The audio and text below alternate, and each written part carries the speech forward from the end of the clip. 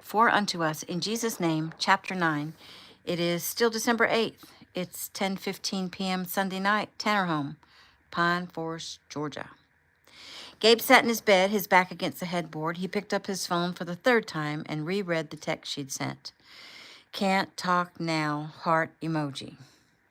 It was the same thing he'd said to her the night before. Was she mad at him? Probably not. After all, hers ended with a heart emoji, and that should mean something more, right? But maybe that was just habit and she was giving him what he'd given her. If so, it was well deserved. He declined her call and didn't pick up 9 more times.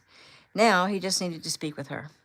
The only other thing he'd received was a couple of pics on the group chat that he had with the guys, the brothers. Gabe, Jake, young Eric, Logan, and JoJo. The pics didn't make him feel very good either, because they were taken at dinner, apparently. She was leaned over, cheek to cheek, with Melody's brothers, Philip and Lyle Keith. And once there was also,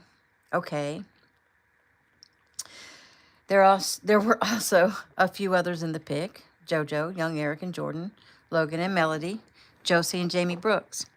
He sighed. What was wrong with him? He shook his head. Was he losing his mind? How could he even think about drinking anything when he just watched his friends, Carlos and Luke, get arrested for a slew of offenses, all because of drinking? How could he think downing some beers would be helpful after knowing that Agent Dalton's story?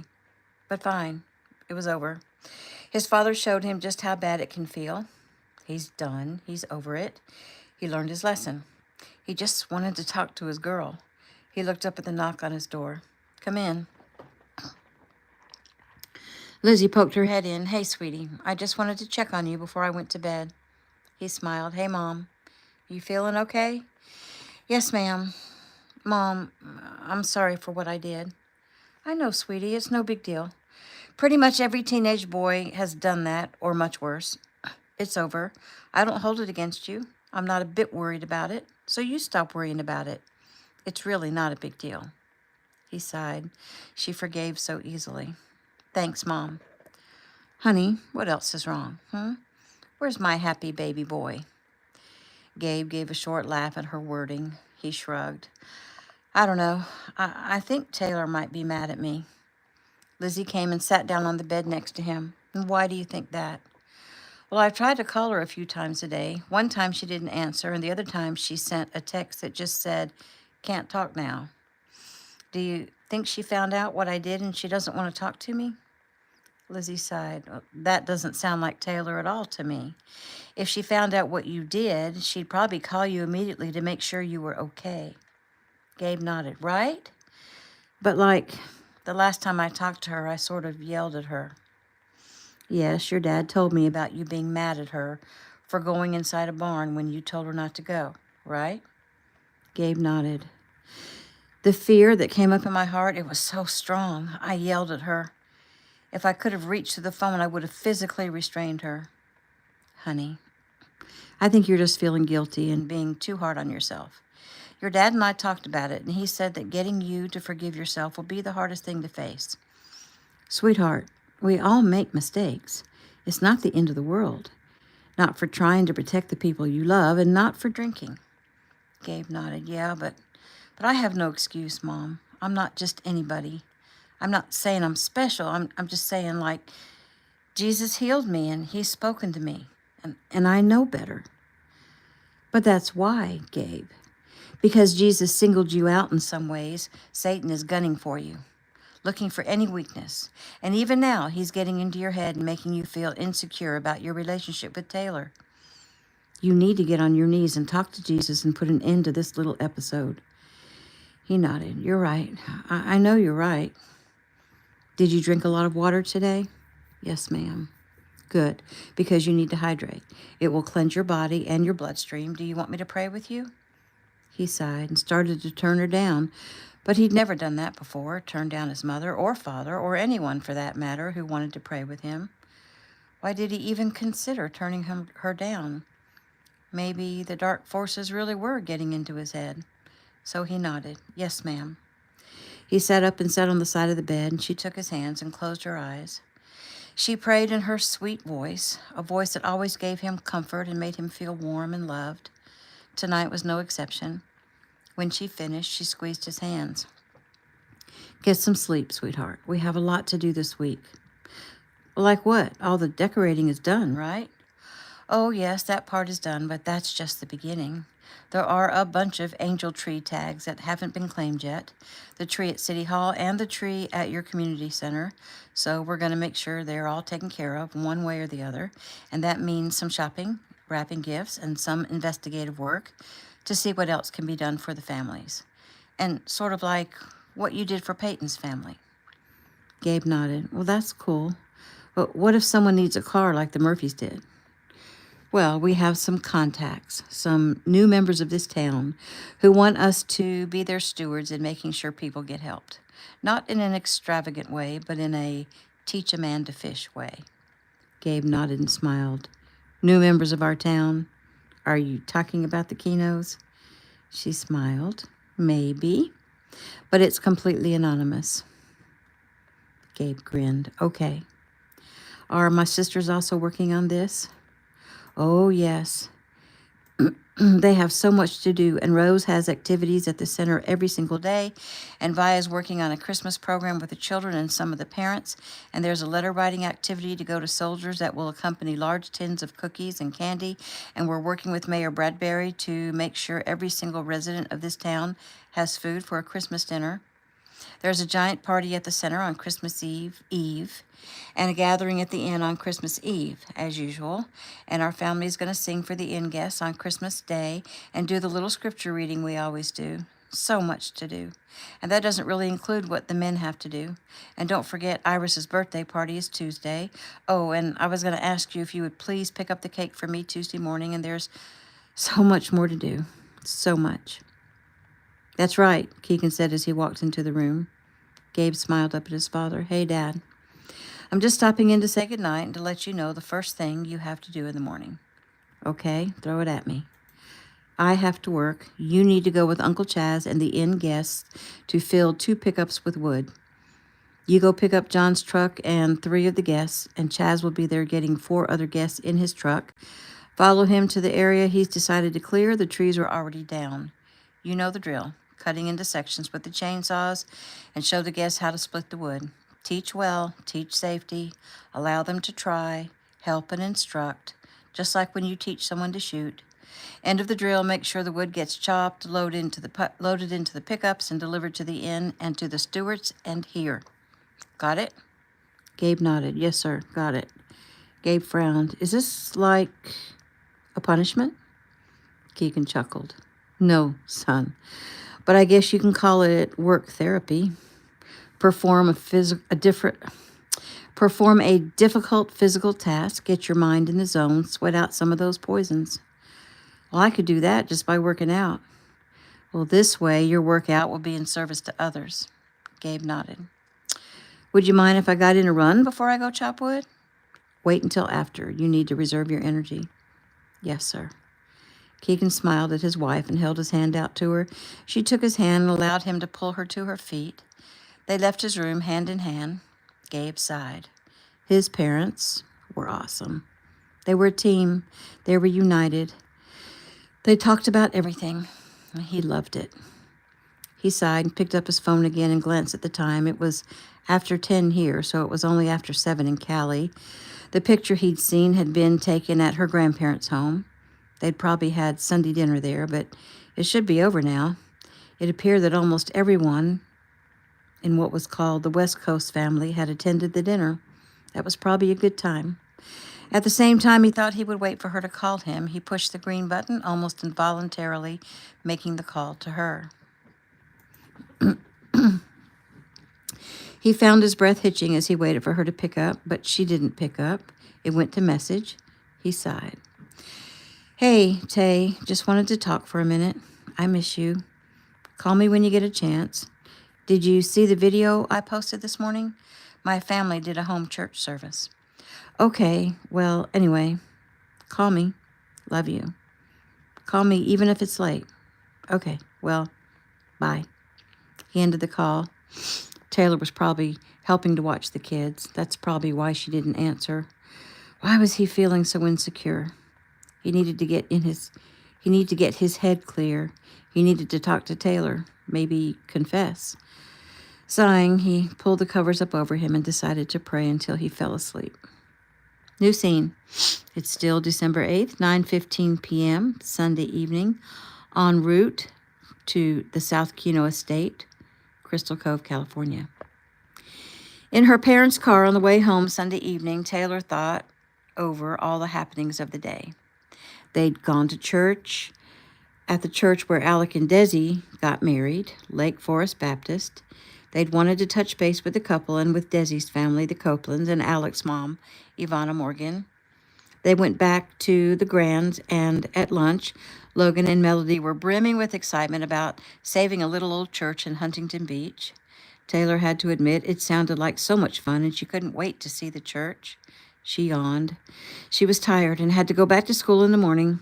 After school, she was to report straight to the gym to work on the dance for the floor show and also try on the outfits they were supposed to wear. She had already seen pictures of the costumes. They were cute, red velvet dresses made like a Santa outfit. The circular skirt would look cool when they did turns. There was white fur along the V neckline and around the edge of the skirt, and a thin, shiny black belt at the waist. They would wear dance shoes, but they were covered with red faux boots that came to the knee.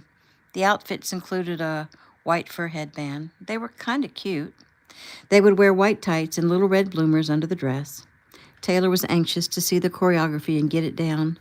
She pulled out her phone to show her mom the pics of the costume and remembered that she had a message from Gabe. She frowned, though, as she listened. He sounded tired or down. She wanted to call him back but needed some privacy, so instead she sent a text.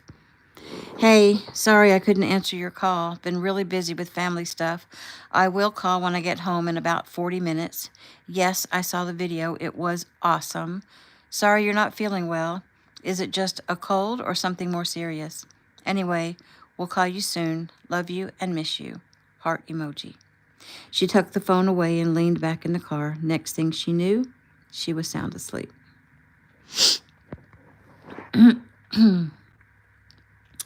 New scene is December 9th, 12:15 a.m. in the wee hours of Monday morning. Tanner home, Pine Forest, Georgia. The sound of a text coming in roused Gabe immediately. He reached for his phone, rolled to his back, and read the text. And then read it again. He breathed a sigh of relief. Okay, he thought. She doesn't sound like she's upset with him. She asked if he had a cold, so she doesn't know he was sick because of his own stupid attempt at self-sabotage. The question is, should he tell her what he did? He was so ashamed, and he always wanted her to be able to admire and respect him if, like, he's going to be her husband. But he'd been taught that when you do something that you're sorry for doing, acknowledging what you did, confessing what you did, is one of the ways to compensate, especially when there's no way to take it back or fix it. He closed his eyes. But this really wasn't a big thing. At least that's what his mom and dad and sisters keep saying. He drank some beer. Big deal. The hard liquor stuff he could blame on his dad. All he did was drink some beer. He'd done that before. No big deal. But the other times he'd done it was in full view of others, not hidden down in the basement, hoping no one would find out and trying to soothe some pain in his heart that he couldn't seem to make go away. So there was that. But it's not like he'd hurt someone on purpose or stolen money or done something really bad. Still, he wanted Taylor to be able to look up to him, and he wasn't sure how this would affect her opinion of him. Oh, how he wished he hadn't been stupid. He really regretted it. This is what they mean when they say live with no regrets. He'd had to correct some friends once. He'd spouted that line. He'd had to correct some friends once who'd spouted that line as if it meant to do whatever you want and don't feel bad about it. That's not what it meant. It meant to live such an exemplary life that you won't have to have regrets, though that was almost impossible. Gabe knew, however, that's where Jesus came in. He took away the shame. Gabe breathed a deep breath to clear his mind. Okay, so he thought, if he was supposed to be a man, he had to face this like a man. He had to be brave enough to take the heat. Tell Taylor, let the chips fall where they may. The decision made, he rolled over and tried to sleep as he waited for her call. It is now December 9th, 6:50 a.m., Monday morning, South Kino Estate, Crystal Cove, California. Taylor? Taylor rubbed her eyes and blinked up at her mother. Mom, is everything okay? That's what I want to know. Are you okay? Yes, ma'am. Why are you asking? Because it's almost 7 and you're still in bed. She gasped and sat up. What? Oh, no. Why did my alarm not go off? Well, you need to check that. But for now, you have a full day. Did Dad and Eric go down to the beach this morning? No, it's raining, but they did train downstairs. Why didn't you wake me earlier? Bree smiled. Are you saying that you shouldn't be responsible for getting yourself up and ready for your day? Taylor sighed. No, sorry. I let it go until I thought you might not be well. So hop up, sweetie. Get going. I'll make you a breakfast to go, and we're going to drop you at school because we're on our way to go see the Hopewood Chapel. Agent Ward will be there for you in the gym when you get finished. Taylor swung her legs over the side of the bed. I wish I could go with you this morning. I'll take lots of pictures, and maybe you can come over this evening. We'll see. Now go on. Taylor stumbled into the bathroom, stripped off her nightshirt, and got in the shower. Finally, she actually woke up. She'd gotten home late last night, threw off her clothes, grabbed a nightshirt, gotten into bed. She'd been too tired to kneel beside her bed like she usually did, but instead she got in bed and closed her eyes and started to pray. That had been the last thing she remembered. The hot shower spray hit her face, and she gasped as she remembered that she was supposed to call Gabe. Ugh. She hated saying she'd call someone and then not doing it. It seemed pretentious, and she never wanted to be that person. Of course, her Gabe would understand. Maybe she should give him a quick call. It's 10 in the morning there. She finished her shower quickly. When she stepped out of the bathroom, she looked around, surprised. Her mother, who just asked her to take responsibility for herself, had made her bed and put her clothes away that she'd thrown into the chair last night and set out some clean clothes for Taylor's day. She smiled. Her mom was always doing little things like that for her family. Her mom, whom everyone thought of as a big fancy movie star, was really just a real person who did chores and took care of her family. She was awesome. In a few minutes' time, her mother had just taught her to be responsible for herself and how to be in service to her family at the same time. Taylor dressed quickly, sat on the side of the bed, and picked up her phone and decided to FaceTime Gabe instead of just call. She missed his gorgeous face and his smile and his dimple. December 9th, 10:20 a.m. Monday morning at the Stewart Ranch, Pine Forest, Georgia. That's better, Gabe said with a nod. Remember, swing for the center since this is a smaller log. The girl giggled. I was swinging for the center. The group standing around all laughed. Chaz looked around at the group of people who had wanted to help cut firewood. It originally was going to be mostly men and some teen boys, but when the ladies heard that Gabe Tanner was going to come show them how it's done, suddenly there were women and teen girls who also tagged along. They'd had to get the guys to volunteer to ride in the truck beds. When they'd arrived out there, the trees had been felled. Chaz and Gabe had to very quickly cut the rounds a little shorter and set things up so that the group could all work at the same time, so that more hands would make the work go faster. Everyone had complained about having to fill 2 pickup trucks full of wood. They'd said it seemed an impossible task, but as they worked, they realized it wasn't as difficult as they thought. Well, Chaz amended in his head, not as difficult for them. He, himself, and Gabe were working very hard. It did help that some of the younger boys were loading the wood into the trucks as quickly as it got cut. Gabe and Chaz walked along the line of people trying to swing either a maul or an axe at the logs. Gabe and Chaz had already brought the rounds down to smaller, more workable pieces for the novices. They instructed and stepped in to help when needed, and finally they were near the end of the task. You show us again, one girl said to Gabe. Yes, you show us again, a couple of the women said. Sighing, Gabe nodded.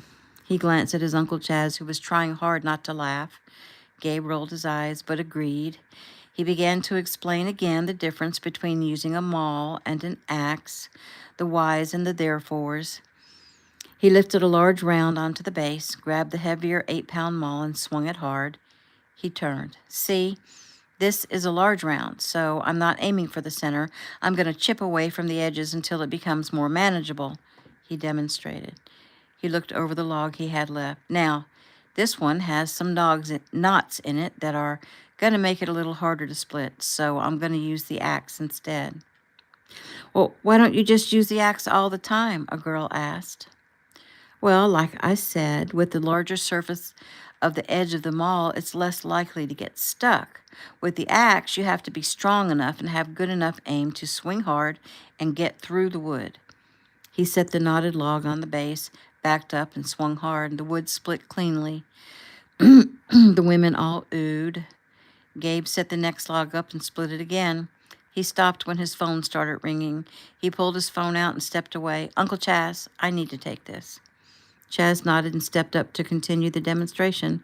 Gabe walked away and accepted the video call. His heart beat hard as the beautiful face of Taylor Kino appeared on the screen. He smiled. Hey, Tay, he said softly. Hey, Gabe. I am so sorry I didn't call you last night. I fell asleep while I was praying and I slept through the night. He sighed. It's okay. I'm just really happy to see you right now. Where are you? I see trees behind you and hear a bunch of noise. I'm out on the ranch teaching a bunch of people how to split logs. Oh, that sounds like fun. He chuckled. Oh, loads of fun. 2 loads, actually.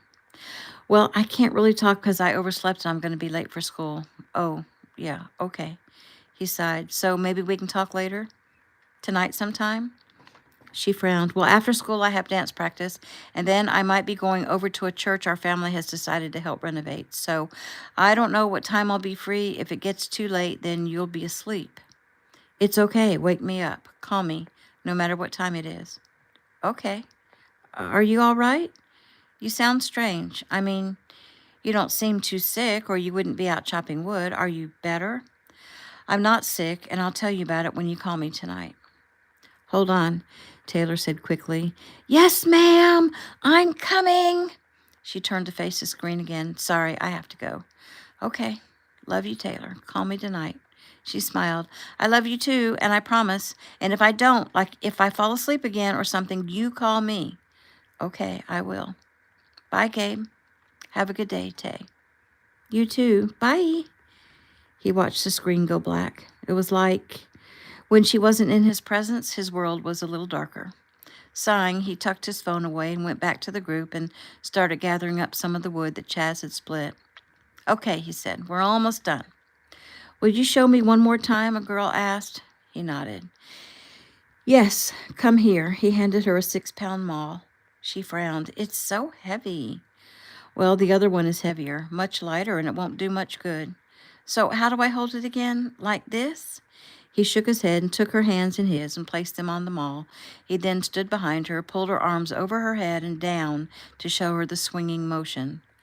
Oh, do that again, the girl's mother said, and let me get a video of that. My city girl daughter doing actual work. Mom, the girl complained. Gabe smiled and showed her again, standing with his arms essentially around her and helping her to swing the maul. They had to stop a few times and smile for the camera. He helped her in slow motion several times and then stood back and let her go. Okay, try it. She swung hard, but actually missed the entire log. She frowned. It's okay, he said patiently. It takes practice. Go ahead and keep trying while I help get the trucks loaded. And before she could argue, he quickly jumped up into the bed of a truck and told the boys to toss in the logs one at a time. It became quite the game. Thankfully, it didn't take too much longer before they accomplished the task, filled 2 trucks with wood, gathered up the tools, loaded up, and headed back to the inn, with some men and boys riding atop the firewood in the back of the trucks. They had to drive slowly and carefully because they sure didn't need any lawsuits. New scene. It is December 9th, 8:15 a.m., Monday morning, Hopewood Chapel, Huntington Beach, California. Ricky and Bree waited for a school bus to go by and whipped a U-turn and parked right in front of the church. They got out of their car and stood on the sidewalk and stared up at the building. Standing there in person, they could feel why Logan had felt so drawn to the property, because they too felt a strong pull. Right behind them, Shelley, Eric, and Ronnie pulled up and parked just across the street in front of Ronnie's house. Right behind them, Melody pulled up. She got out of her car and went to help Shelley get the little ones out of the van and then crossed the street. They too all stopped and gazed up at the church. Shelley smiled. Oh, how adorable. She knelt down. What do you think, babies? Isn't that a pretty church? Angelina frowned. It looks dirty to me. Oh, I see. Well, you're right about that. That's why we're here. We're going to see if we can get it all cleaned up and make it pretty for Christmas. And guess what? You guys are going to help, and I'm going to be so proud of you. So when we go inside, I want you to tell me what you think we should do, like what you think would look pretty. We'll make a list of your ideas, and then we'll see which ones would work best. Not all of everyone's ideas will be used, but at least one of each of your ideas will be used. So I want you to just say whatever you think of, and Melody will write it down, and then we'll read them over later when we get home. Bree turned to Ricky. What are your initial thoughts? He smiled. I think we have our work cut out for us, and I think it's going to be very rewarding. He turned and walked up toward the motel to look at the church from the side, then gazed over at the motel, and he nodded. Well, come in, everyone, Ronnie said as he walked over to the right side of the steps so he could grab the handrail. Eric took his other arm and held it firmly, and Ronnie smiled at him. Thank you, sir. Eric smiled. It's my pleasure. They all followed Ronnie up the steps, but Bree noticed some kids coming up out of the drive of the apartments next door and head up the walk toward them. She smiled at them as they approached. The little boy sniffed and nodded and pulled harder on the little girl's arm, and she fell down. Bree immediately went to help her up, and now that she was closer to the children, she saw that they both had been crying. There were tear streaks down both their sweet faces. Are you okay? Bree asked the smaller child. The little girl sniffed. I hurt my knee. Oh, my goodness, Bree said. She looked down at the knee, but it was covered by some dirty pink stretch pants, so Bree just patted it. Come on, Brittany, we gotta go, the boy said. Are you two on your way to school? Bree asked. Yeah, the boy said shortly.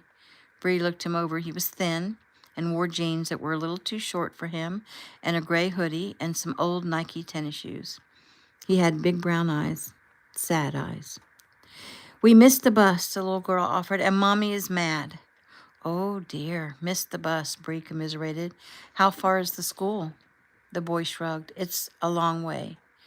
Well, what's the name of your school? Ricky asked as he walked up closer. Both children's eyes opened wide at the masculine voice. Ricky knelt in front of them and smiled kindly. I was just asking because I can look it up on my phone, and if it isn't too far, we could give you a ride. The boy swallowed. It was obvious he was torn between getting a ride to school and probably being told to not ride with strangers. Ricky nodded. You've probably been told to not ride with people you don't know, but you probably know me. I'm a movie star. Bree smiled because she knew he hated to refer to himself that way, but did it for the boy's comfort. The boy blinked. Really? He smiled and nodded. I bet you've seen some of my movies. Did you ever see Shadow Warrior? The boy smiled. Everybody's seen Shadow Warrior. Ricky nodded. Well, that was me. A long time ago, when I was a little boy. The boy said, looking harder at the man. No, really, Ricky said. He pulled up pictures of himself from the movie on his phone. See? The boy looked hard at the phone. Do you know the name of the boy who played Shadow Warrior? Ricky Kino. Wow, very good. Well, I'm Ricky Kino. He pulled his wallet from his pocket. Can you read yet? The boy nodded. What does that name say? He said as he pointed to the name on his driver's license. The boy looked closely. It don't say Ricky. Ricky chuckled. Oh, right. It says Eric, because Ricky is my nickname. Eric. Ricky, he said slowly. See? And then look at the last name. What does it say? Kino, the boy said, his eyes opening wide. Are you really Ricky Kino? Yes. And my wife and I were looking at this church because we're thinking about fixing it up, but we'd be happy to get you to school first. The little girl sniffed and blinked her big brown eyes. What grade are you in? Bree said. She smiled. Kindergarten, she said slowly. I see. And what grade are you in? Bree asked, smiling at the boy. I'm in the 3rd grade. Wow, Bree said and then frowned. That means you're maybe 8 years old? The boy nodded. I'm 9, and Brittany is 5. Brittany, what a pretty name. And what's your name? He sniffed. Amari. Amari, Ricky said. That means really strong. The boy smiled and nodded, obviously surprised and impressed that Ricky knew what his name meant. Well, Amari and Brittany, will you let us take you to school? The boy nodded. Ricky texted his father quickly to let him know they'd be right back. They helped the kids into the car, pulled up the school on GPS, and drove. Ricky looked up in the rearview mirror. So, Amari, do you live in those apartments next to the church? Amari nodded. Uh-huh. With your mom and dad? Nah, just with my mom. Mommy is mad at us, Brittany said. Hush, Amari said quickly. Because you missed the bus? Amari sniffed. Yeah. Amari couldn't find his shoes. Oh, I see. I hate when that happens, Ricky said. Bree giggled. In only a few minutes, they pulled up to Lake Crossings Elementary School. Bree got out and helped Brittany out, and she and Ricky both walked the children into the school. A lady in the front office smiled as they approached. Amari, did you sleep late again? She asked, though not in a stern way, but in a joking way. The boy smiled. Yes, ma'am. And he couldn't find his shoes, Brittany added. Oh, I see. The woman looked up at the adults who came in with the children, and her eyes got wide. Oh my goodness. You're Brianna Adams, and you're Ricky Kino. Amari smiled.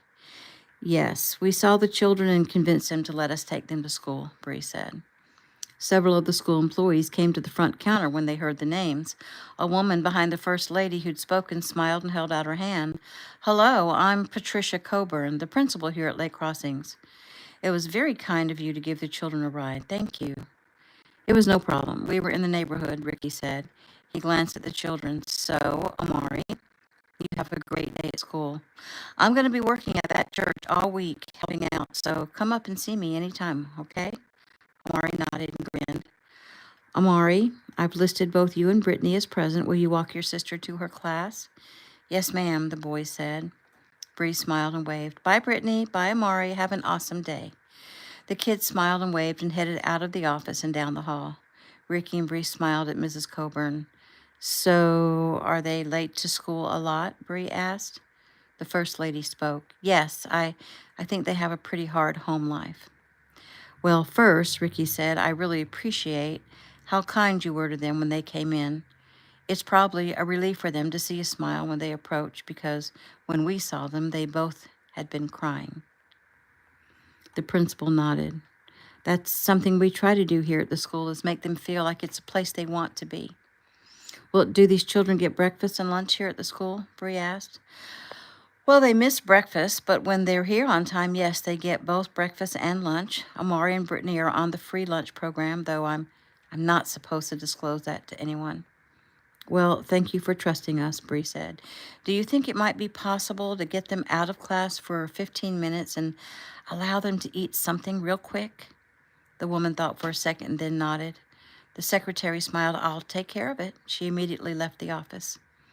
Mrs. Coburn, Ricky said as he offered his most charming smile, do you think you could trust us just a bit more? We'd like to help some of the kids here in your school.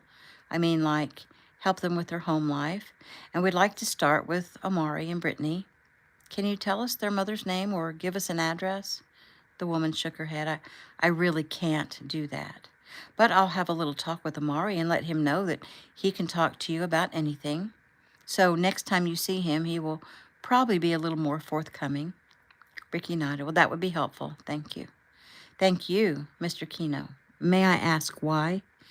Why have you decided to help children at this school? He sighed. Well, God put Amari and Brittany in front of us today, in our path, so to speak. So when he does that, we try to take action. We don't always get it right, but we try.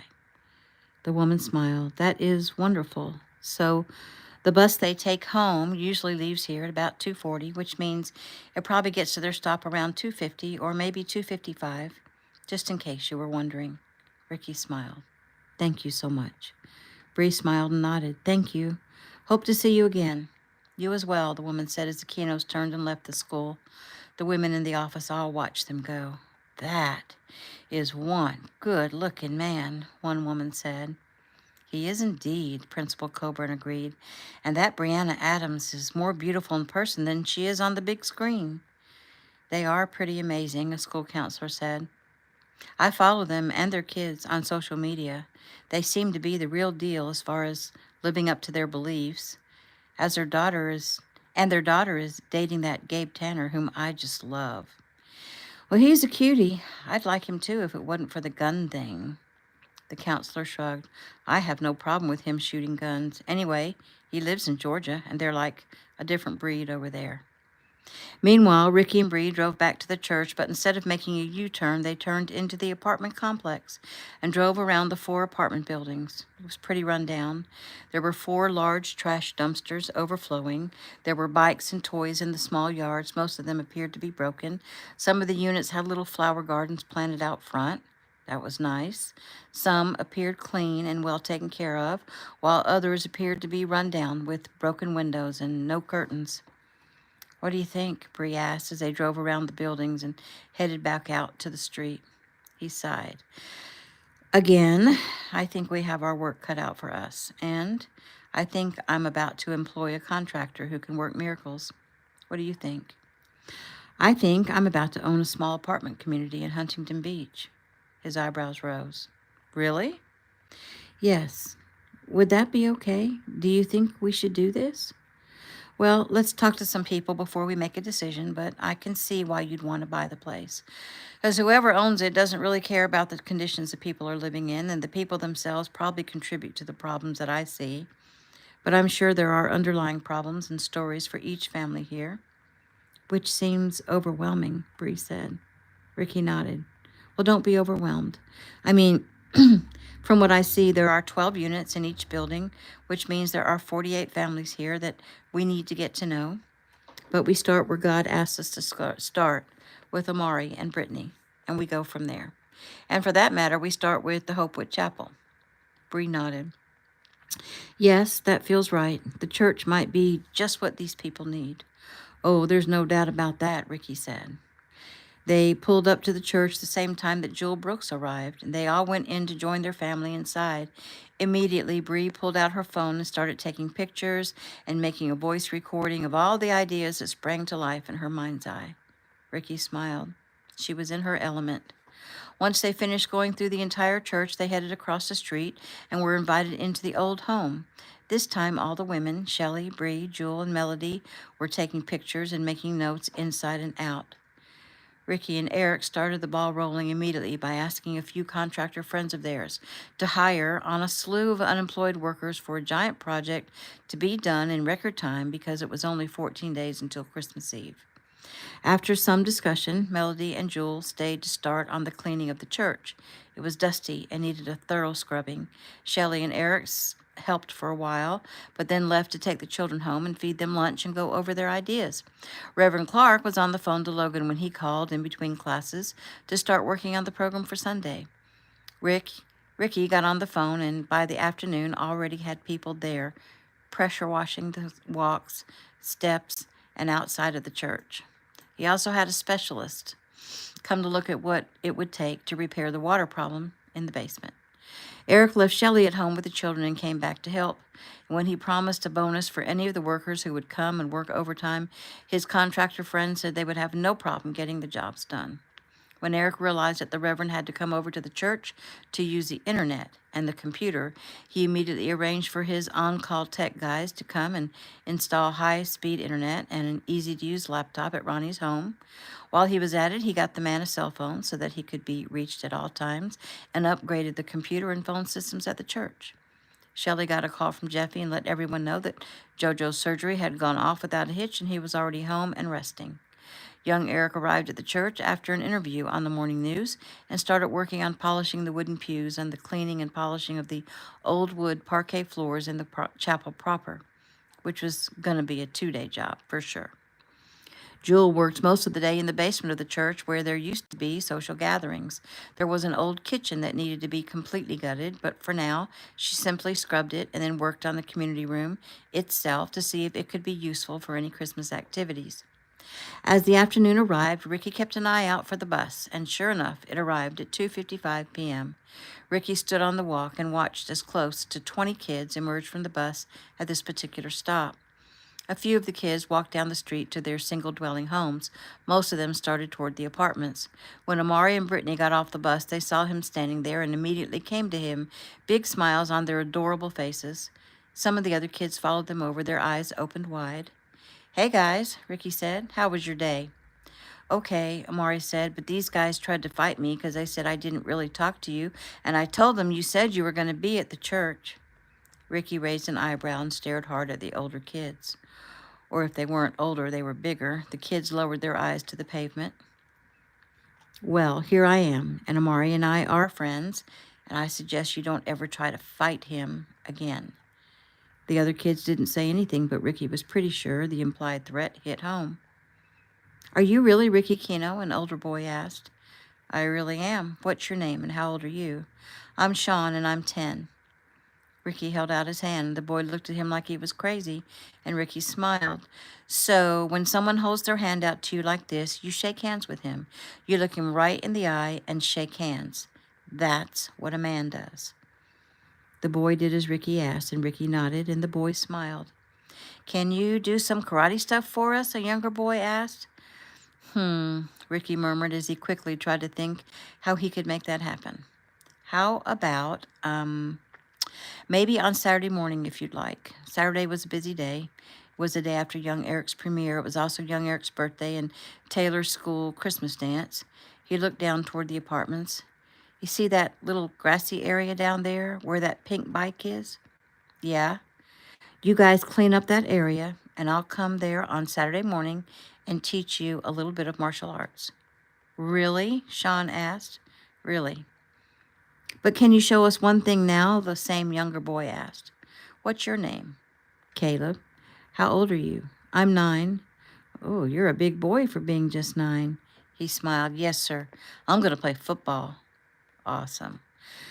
"So can you show us just one thing right now?" Caleb insisted. Ricky looked around. There were probably 10 kids standing there. He smiled and shrugged. "Okay. Everyone line up. 2 lines." He shook his head. "If you fight to be in front, you get sent to the back. That's the first thing I need to teach you. No fighting, and have respect for each other." He raised his eyebrows at one of the boys. "And no pushing girls. Not ever." The boy looked down and Ricky smiled. "Okay.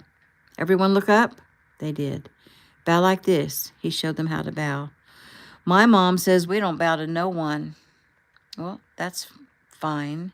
This bowing is not to say anything other than I give you respect." Ricky stood up straight. "So, in martial arts, we always give each other respect. The teacher bows to his students." He bowed to the children.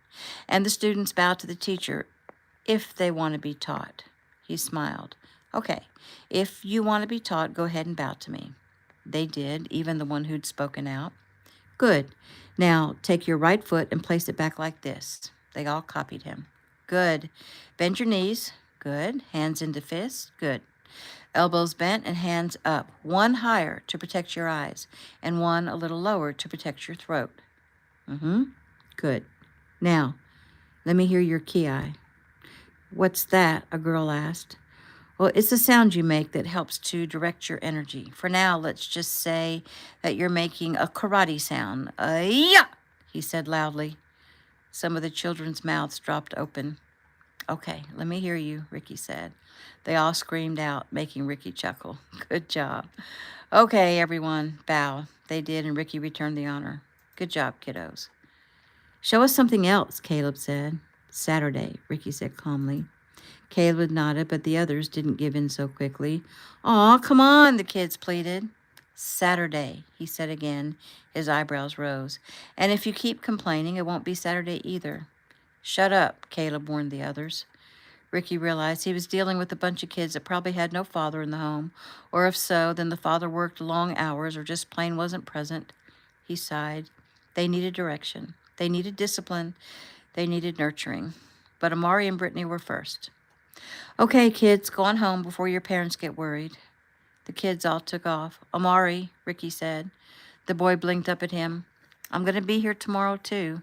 Be at the bus on time in the morning so I can wave at you as you go to school. Okay. Yes, sir, Ricky corrected. The boy nodded. Yes, sir. So is your mom at home waiting on you? I don't know. Does she go to work? No. Is she usually home when you get home? He shrugged. Can I meet her? His eyes got wide. She don't like me to bring anyone home. He sighed. Okay. Well, ask her if she'd like to meet me or my wife. We'd love to meet her. He nodded. And take care of your sister, Ricky admonished. Amari looked at his little sister as if seeing her for the first time. He nodded. Come on, Brittany. He turned to start home. Hold her hand, Ricky ordered. The boy stopped and held his hand out to his sister, and she smiled as he took her hand, and she waved at Ricky. Bye, Brittany. Bye, Amari, Ricky called. He sighed as he watched them walk down the street toward the apartments. They crossed the grassy area where he said he'd teach them on Saturday and went into the door just behind. Ricky smiled. Well, that was easy enough.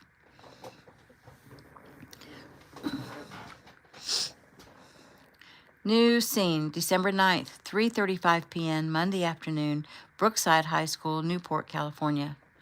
Taylor walked into the girls' locker room. The cheerleaders were all there, and they all squealed when she walked in. Several ran to her to give her a hug, and Taylor smiled and hugged them. We're so glad you decided to help us with this dance, Amber said. Amber was the captain of the cheer squad. She almost never spoke to Taylor, but Taylor didn't mind. Relationships are based on what's needed at the time. Her grandfather had taught her that, and to not be offended. Well, I'm glad you asked me. It sounds like fun, Taylor answered. Am I the only lucky one that was asked? Only you and Madison, because you two are like the real dancers at the school, Amber said. Me? Madison is the real dancer. She's been taking dance since she was 5. I just started training this year. I'm a late bloomer. Yeah, maybe, but it's obvious you know how to dance, and you're the only one who's danced on national TV, and Taylor, you were awesome. Well, thanks. I was really nervous, but Gabe had enough confidence for the both of us. That Gabe. Amber shook her head and sighed. You are so lucky. Taylor smiled and nodded because she really was blessed. Yeah, I am, but I'm missing him right now. I bet. I wish he was here to see you dance. He's with his family for Christmas, but I promised him I'd video the dance. Oh, awesome. Hey, maybe you could go live like you do sometimes. Taylor smiled. Maybe. I'll ask Gabe. It was so obvious to Taylor that they wanted her to be in their dance, hoping she would go live on Gabe's channel and make them all famous. She sighed. Being the daughter of movie stars and the girlfriend of the national phenomena of Gabe Tanner, she was bound to be used, even here in a private school with kids who were used to being around famous people. Still, Taylor really didn't mind helping them out. It just seemed dishonest in some way. Okay, everyone, Sophie said as she and her mother came in and laid down 2 large bundles of costumes on hangers and sheathed in plastic. We have the costumes. Sophie's mom took over. Ladies, it would be a good idea if you would put on your outfits and rehearse in them today so we can see if we need to make any adjustments in size or if there will be any problem with anything. We want no wardrobe malfunctions. So, please find the one with your name and put it on and let's see. Of course, those in the red dresses will get your own white tights and use your own dance shoes. The others will use their cheer shoes with the faux elf toppers. Taylor was surprised to see that only 3 of the actual cheerleaders, plus Madison and herself, had the Santa-looking red velvet dresses. The other 7 cheerleaders had cute little elf suits with red and white striped tights. Taylor put her costume on, and of course, it was a little big. The skirt was longer than the other girls', the V neckline a little too low for her liking, and the waist a little big. Yep, she definitely needed adjustments. Once they were all dressed, Amber took over. Okay, everyone, as we already talked about, Sophie is teaching the elves dance, and I will be teaching the Santa girls dance. So let's head out to the gym. The guys are waiting. Guys? Taylor asked. Oh, yes, that's going to be the best part of the dance. Our 2 male cheerleaders didn't want to be left out. So, like, it's going to be so cute. We have the elves and the Santa girls, and the guys are like sleigh dash horses dash reindeer. They're going to wear brown jeans and brown turtlenecks and these awesome brown Sherpa vests. It's going to be so cute. It sounds just adorable, Taylor said, trying hard to not sound like she was mocking her. Oh, it really does, Amber said with a grin. And of course, only 2 guys was not enough, so we recruited some guys from the football team who said they could dance. We got football guys because they're going to be lifting us a lot, so they have to be strong. And because her boyfriend plays football, Sophie added with a giggle. Come on, ladies, we only have a few hours, Amber said. They all headed out to the gym. All Taylor could think was, please don't let Lance be one of the guys. Please don't be Lance. Please don't be Lance. But they got out to the gym, and there he was. Taylor sighed. As if it couldn't get any worse, when Amber asked everyone to pair up with a guy, she stood back and shook her head. Something doesn't look right. No, Quincy, you're too tall for Taylor. You change places with Lance. She stood back and nodded. Okay, that's better. And she wrinkled up her nose. Oh, Taylor, I know you and Lance had a little spat. Do you want me to change them back? Taylor didn't want to appear petty, so she shook her head. No, it's okay. Lance apologized. We're good. Lance smiled. Yep, we're good. Taylor sighed and glanced over at Agent Ward, who sat inconspicuously in the bleachers across the room. He nodded at her and touched the corner of his eye to let her know he had his eye on the situation and she was okay. Just knowing he was there made her feel much better. Okay, let's get to work, Amber said seriously. And that is the end of chapter 9.